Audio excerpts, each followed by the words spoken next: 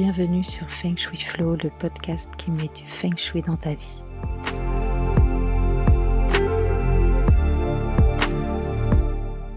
Je suis Aude Charot. Ma mission est de vous aider à faire de votre habitat un véritable compagnon de vie. J'accompagne également les entrepreneurs à transformer leurs locaux professionnels en vecteurs de réussite. Dans ce podcast, j'aborde des sujets variés liés au bien-être. Feng Shui bien sûr, mais aussi déco, dev perso, spiritualité, énergétique, lecture inspirante. Je suis parfois seule, parfois accompagnée, car j'ai le plaisir d'avoir de temps en temps des invités. Chaque lundi, recevez votre dose de belles énergies. Hello, je suis ravie de vous retrouver aujourd'hui pour ce deuxième épisode de la saison 6 du podcast Feng Shui Flow. Nous sommes le 12 février. Demain, c'est Mardi Gras. J'ai rien à vous dire de spécial sur Mardi Gras. Par contre, dans 2 jours, c'est la Saint-Valentin. Alors, comme chaque année à cette époque, je voudrais vous parler du Feng Shui pour les relations. Comment on active les énergies de l'amour dans notre maison. Sachant qu'en Feng Shui, petite parenthèse, mais quand on parle des relations, c'est pas que l'amour, hein, c'est pas que les relations au sein du couple. On parle aussi des relations, familiales, des relations avec, les collègues, des relations sociales, amicales et cetera. Donc, effectivement, la notion de relation en feng shui, elle est un petit peu plus élargie, que juste, le love to love, quoi. Alors, hem, aujourd'hui, je vais faire un épisode, assez court. Je voulais juste vous rappeler, voilà, quelques éléments importants quand on parle, des relations et je vais me focaliser effectivement, comme c'est bientôt la Saint-Valentin, sur les relations amoureuses. Je vous ai déjà parlé de ça, mais je voudrais vraiment insister sur l'importance de la chambre. Que vous soyez célibataire, ou en couple, mais avec un couple qui bat de l'aile ou la passion n'est plus au rendez-vous, c'est vraiment super important de soigner la pièce qui est la chambre. C'est vraiment la pièce, si vous voulez, qui symbolise les relations. Elle symbolise aussi l'amour de soi, entre parenthèses et parfois, bah, vous savez, quand on a des soucis relationnels, ça peut aussi venir d'un problème d'amour de soi, voyez? Avec un petit côté, «Si moi je ne m'aime pas, comment les autres peuvent m'aimer?» Et cetera, et cetera. Alors quelques petits conseils pour votre chambre. Donc je vais encore faire ma reloue et vous demander d'aérer la chambre tous les jours, le matin et le soir, 5 à 10 minutes, même quand il fait froid, même quand il pleut, on s'en fout. On aère, on renouvelle le chi, c'est hyper important et quand on fait ça, on ouvre le lit en grand aussi. On rabat la couette et on renouvelle bien l'air de la chambre. Ensuite, relou numéro 2, ranger, désencombrer, nettoyer. Je sais que ça paraît évident pour certaines personnes et puis d'autres, me disent: «Ouais, bah, un bon bof» ou alors, «J'ai rangé mais en fait ça se voit pas».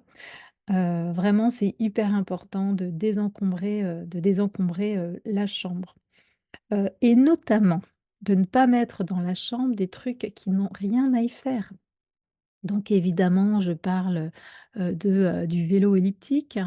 Je parle du bureau avec le PC de gamer. Voyez ce genre de choses. Mais il y a aussi des choses un tout petit peu plus, subtiles comme par exemple, la photo, de vos, 3 enfants.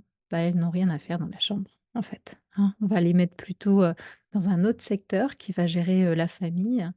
Mais la chambre, c'est pour vous, c'est une affaire, de couple, d'intimité, et si vous voulez mettre des photos dans la chambre et bah, plutôt une photo, de vous en couple, un jour où c'était génial et où vous étiez, tout beau. Et si vous êtes célibataire et ben, pourquoi pas, piquer un couple, prendre une photo de douaneau qui vous inspire ou un tableau qui représente, l'amour pour vous. Voilà, quelque chose d'ultra positif, hein. On peut aussi, emprunter, des photos de couple. D'ailleurs, si vous êtes célibataire, c'est quand même mieux de pas faire comme j'ai déjà vu, chez certaines de mes clientes, un pêle-mêle dans la chambre avec que des photos, de vous ou de vos copines. Mmh. Bah, voilà, ça lance à l'univers une, une info qui est de dire: «Bah, moi je suis cool comme ça, je suis cool toute seule, je suis cool avec mes copines». Si c'est le cas, alors vous pouvez arrêter d'écouter ce podcast puisque finalement vous êtes contente d'être célibataire.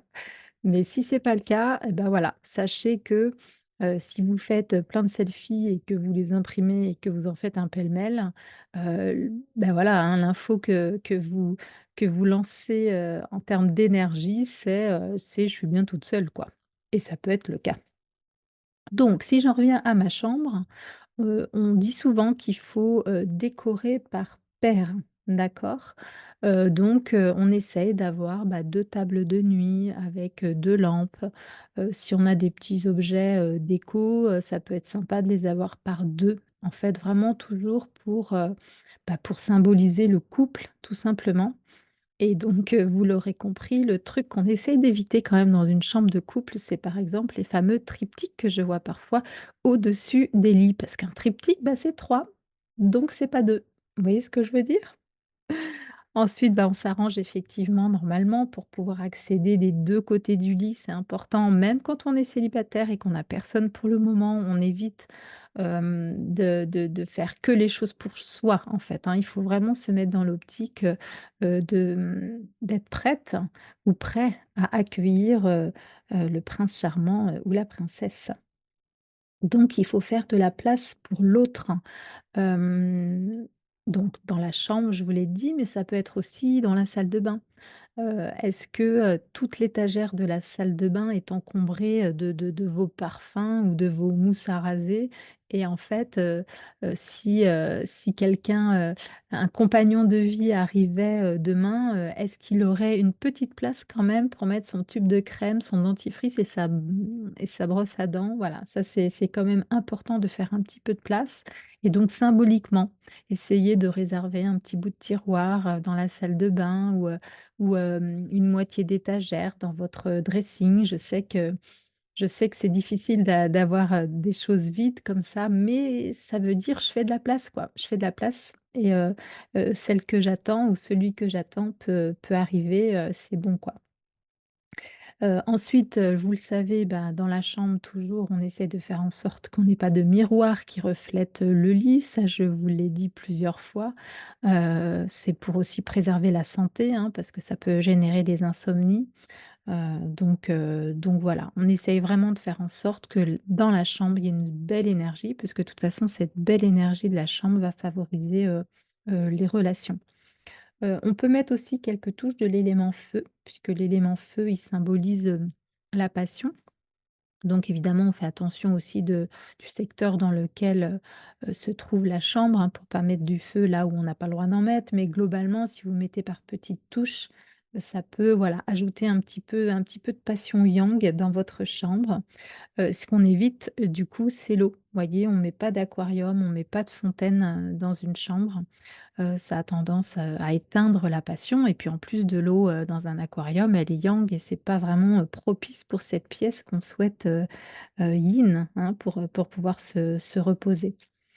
Si vous voulez aussi choisir des objets, déco, bah, choisissez tout ce qui, va illustrer, la plénitude, la volupté, l'érotisme, la féminité. Voilà, faut pas avoir peur, voilà, de choisir par exemple, 2 petites statuettes, voyez, qui montre, un couple dans une position de danseur ou un petit peu plus, lascive, enfin voilà, faut vraiment pas hésiter à mettre dans la chambre des symboles en fait d'amour, des symboles de relations amoureuses, de sensualité et à contrario, bah, comme je vous l'ai dit, on évite en fait, on retire tout ce qui n'a rien à voir avec tout ça. Et tout ce qui fait aussi, penser, à la solitude, à l'isolement. Voyez, les dunes du Sahara, par exemple, c'est pas forcément une bonne idée dans la chambre quand on veut rencontrer l'amour ou quand on veut, que notre couple retrouve, un petit peu de passion. Donc ça, c'était tous mes petits conseils pour juste la pièce qui est la chambre.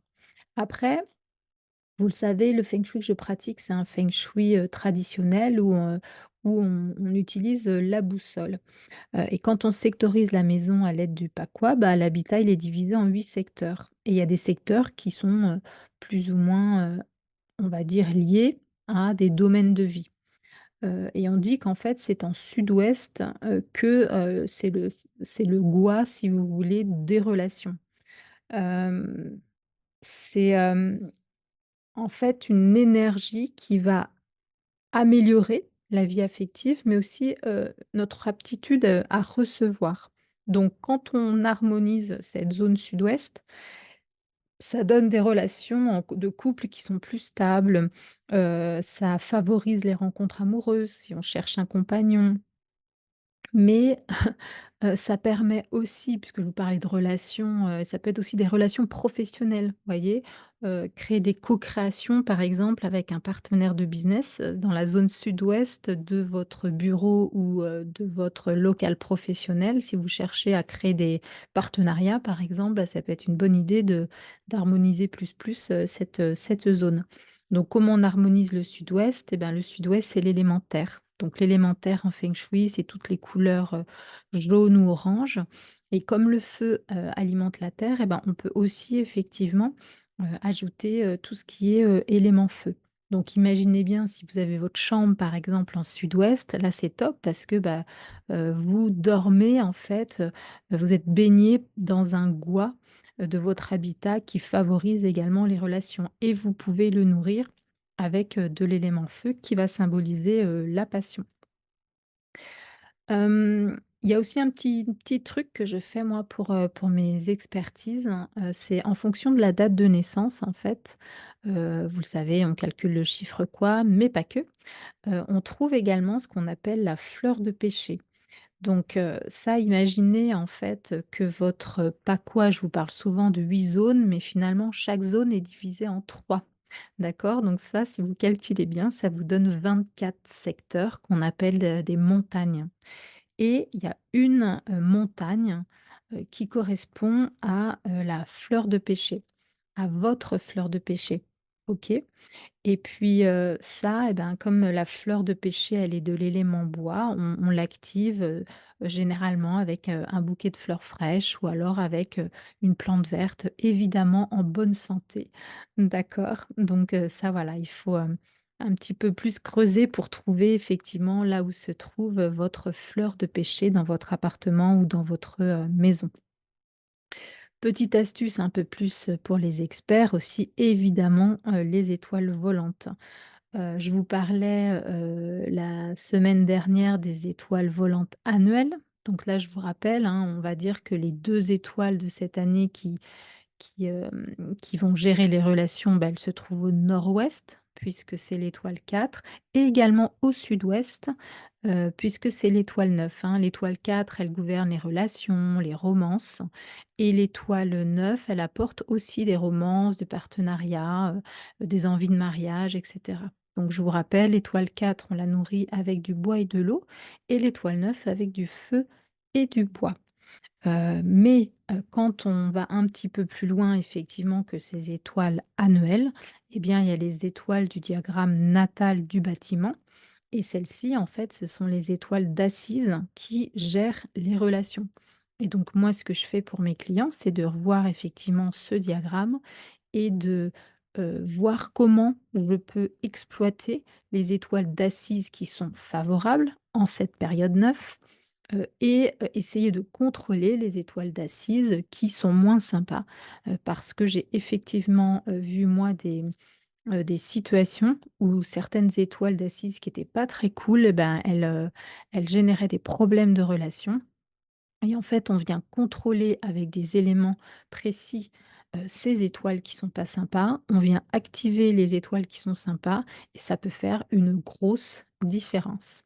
Voilà. Bah, écoutez, je crois que je vous ai dit tout ce que je voulais vous dire aujourd'hui, sur, mes petites astuces feng shui pour activer les énergies de l'amour et des relations, dans votre, maison ou dans votre, appartement. Je vous souhaite une merveilleuse semaine et encore une fois, je vous demande si vous aimez ce podcast de bien vouloir lui, donner une petite note, enfin plutôt une grosse note de 5 étoiles. Et puis n'hésitez pas également, à me retrouver sur, les réseaux sociaux et à interagir avec moi, soit par mail, soit, via message privé sur Instagram, Facebook, and co. Je suis toujours, ravie de pouvoir, échanger, avec, vous. Voilà, bah, écoutez, je vous dis à la semaine prochaine. Ciao, ciao. Merci pour votre écoute d'aujourd'hui. Pour aller plus loin, n'hésitez pas à lire les articles très détaillés que j'écris chaque semaine sur le blog de mon site fengshui-expert.fr. Pour ne rien rater des prochains épisodes, suivez-moi sur votre plateforme de podcast préférée ou sur mes réseaux sociaux. Vous me trouverez sous le nom Aude à la déco. Merci beaucoup, à bientôt et d'ici là, restez dans le flow.